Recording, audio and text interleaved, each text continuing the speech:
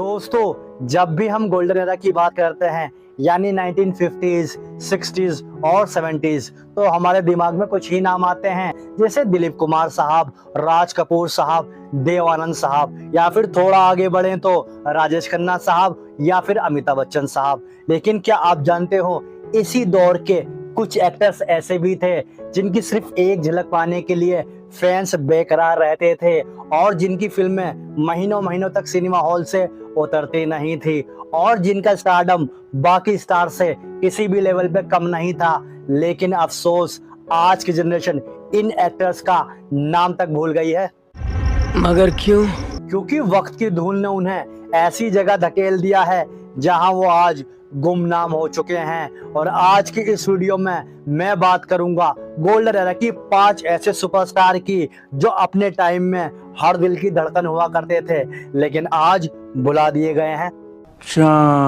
और आज की इस लिस्ट पे आखिर पे जिस एक्टर का नाम है ना, उसके घर के आगे प्रोड्यूसर्स की लाइन लगती थी। इसीलिए इस वीडियो को एंड तक जरूर देखें और जो मेरे चैनल पर नए हैं वो मेरा चैनल सब्सक्राइब और बेल आइकन को प्रेस करना बिल्कुल ना भूलना। अब इस वीडियो को बिना किसी देरी के स्टार्ट करते हैं और देखते हैं बॉलीवुड गोल्डन एरा के 5 ऐसे एक्टर्स को जिनको आज पूरी दुनिया ने भुला दिया है। Let's go. चलो। मेरी इस लिस्ट में सबसे पहला नाम है भारत भूषण साहब का।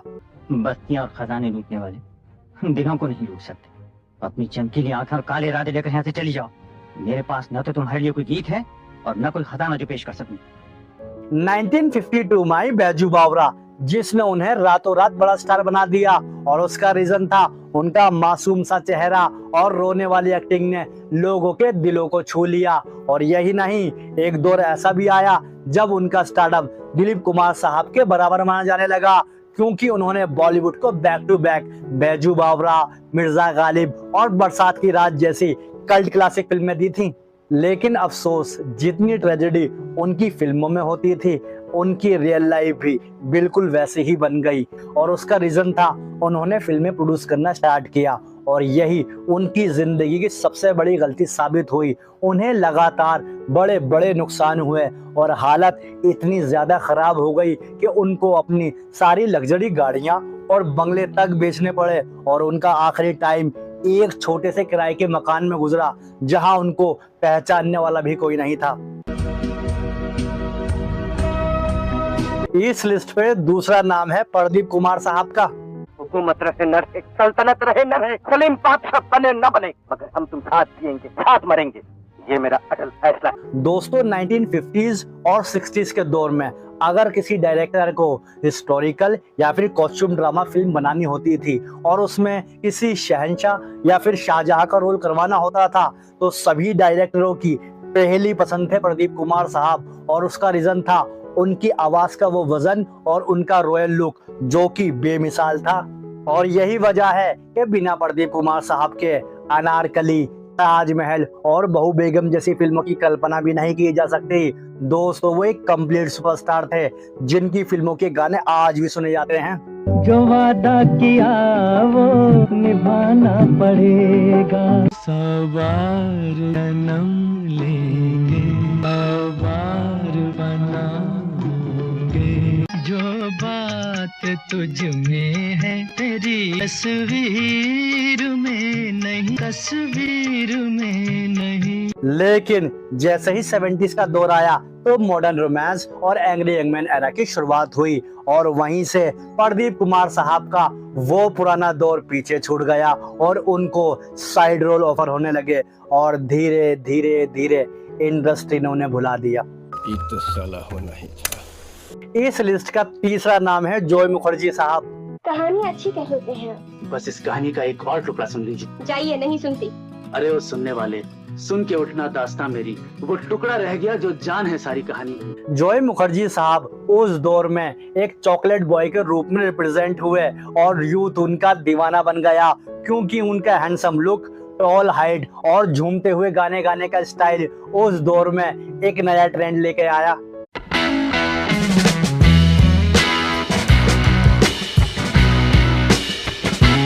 लव इन शिमला, एक मुसाफिर एक हसीना और शागिर्द जैसी ब्लॉकबस्टर फिल्में देने वाले जॉय मुखर्जी साहब अपने दौर के सबसे महंगे और डिमांड में रहने वाले एक्टरों में से एक थे।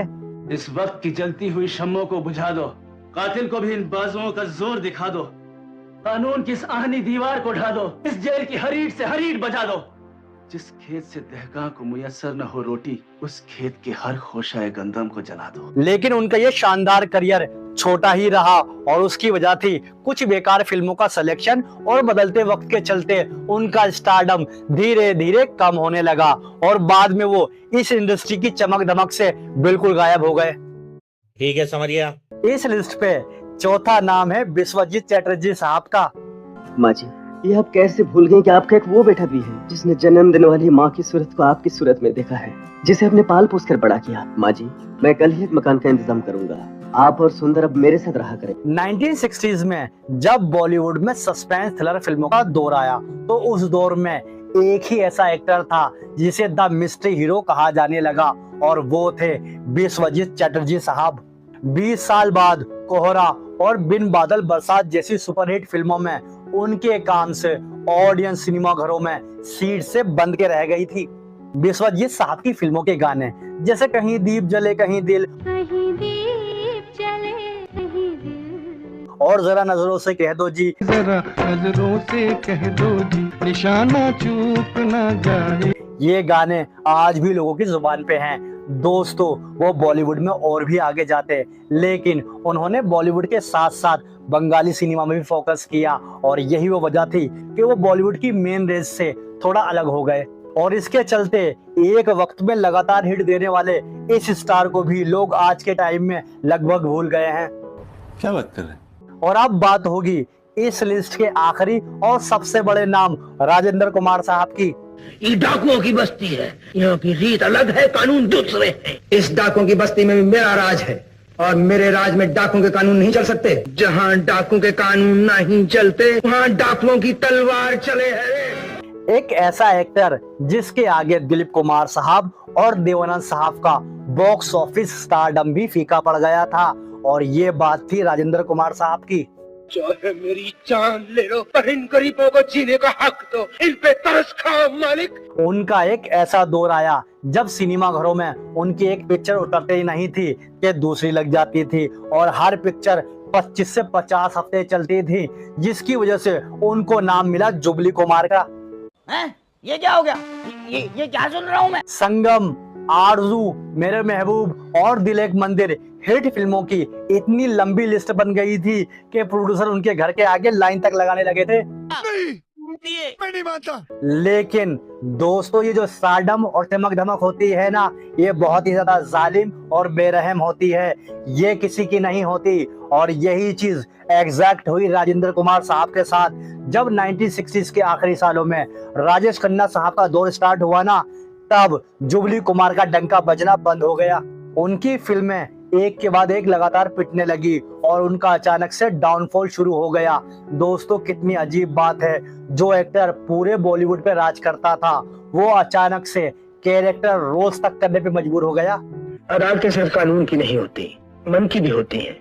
जुर्म के फैसले कानून करता है मगर पाप के फैसले ईमान करता है बेटे, और अब ईमान की अदालत में तुम्हारा फैसला होके रहेगा। दोस्तों, वक्त बदलता है, चेहरे बदलते हैं और सिनेमा भी बदलता है, लेकिन इन 5 सुपरस्टार्स ने जो इंडियन सिनेमा को दिया है ना, उसे भुलाया नहीं जा सकता। बात तो सही है। चाहे आज के दौर में इन सुपरस्टार्स का कोई नाम तक नहीं लेता हो, लेकिन एक बात तो बिल्कुल सच है, जब भी बॉलीवुड के गोल्डन एरा की दौर की बात की जाएगी तो उनमें इन सुपरस्टार्स के नाम के बिना वो दौर हमेशा अधूरा कहलाएगा।